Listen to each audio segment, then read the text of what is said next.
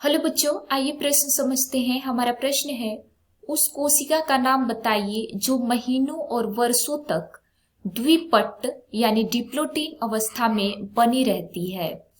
2-3 पंक्तियों में बताइए कि उसमें कोशिका चक्र किस प्रकार पूरा होता है। आइए समझते हैं। बच्चों, सबसे पहले हम अपने प्रश्न की मुख्य अवधारणा को समझेंगे। मुख्य अवधारणा, हमारे प्रश्न में हमसे पूछा गया है कि ऐसी कोशिका का नाम बताइए जो डिप्लोटीन या द्विपट अवस्था में बनी रहती है और यह कोशिका चक्र किस प्रकार पूरा करती है। आइए लिखें, डिप्लोटीन अवस्था की कोशिका। आइए समझते हैं। बच्चों, ऐसी कोशिका जो द्विपट यानी कि डिप्लोटीन अवस्था में बनी रहती है उसको हम oocyte कहते हैं। आइए लिखते हैं, कोशिका जो द्विपट या डिप्लोटीन अवस्था में बनी रहती है उसे हम क्या कहते हैं बच्चों?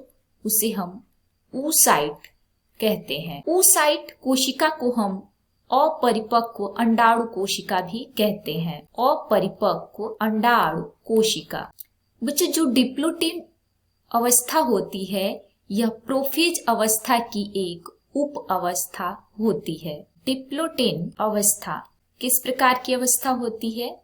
यह प्रोफेज अवस्था की उप अवस्था होती है।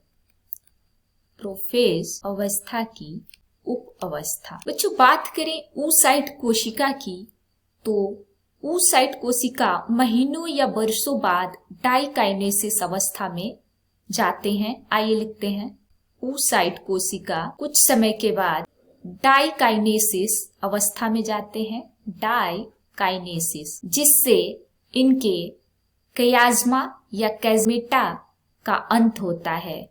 जिसमें इनके कयाज्मा या कैज़मेटा का अंत होता है, यानी कि गुणसूत्र के क्रोमैटिड होते हैं जो आपस में बंधे होते हैं, उनका अंत होता है। और फिर इसके बाद अर्धसूत्री यानी कि मियोसिस सेकेंड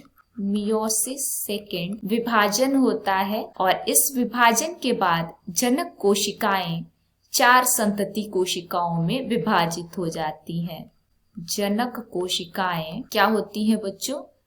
4 संतति कोशिकाओं में विभाजित हो जाती हैं। तो इस प्रकार आपने डिप्लोटीन अवस्था की कोशिका के बारे में समझा कि उसमें कोशिका चक्र किस प्रकार पूरा होता है। उम्मीद है आपको प्रश्न समझ में आ गया होगा। धन्यवाद।